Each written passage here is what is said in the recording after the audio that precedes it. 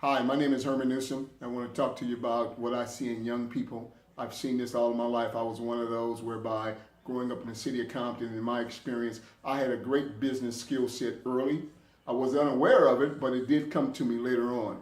What do I mean by that business skill set? Growing up in the city of Compton, we figured out many ways to make our summer monies, to buy our first lowriders. If that meant that you were working an after-school job, doing some custodial work, you were working at McDonald's on an after-school project or summer job, I should say, or you were hustling on the street.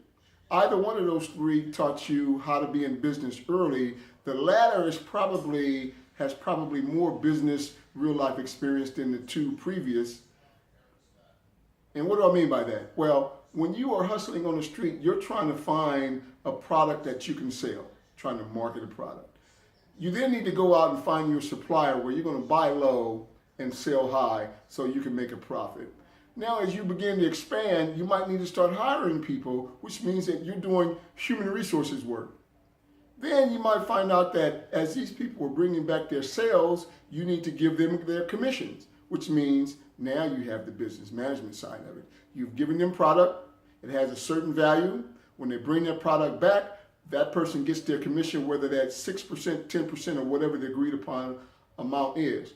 The point being is, young folks have tremendous business knowledge. They just don't know that it's transferable. Transferable means you get off the streets, you start your own business, or you start working for someone to manage the business, or in the case where you have your own business, you can now be your own boss. You can set your pricing margins. You can set your territory. You can hire who you want to hire. You can work when you want to work.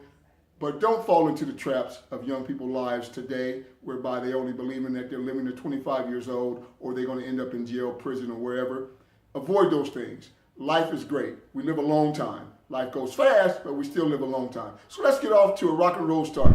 Thank you very much for listening to me. You have a great day.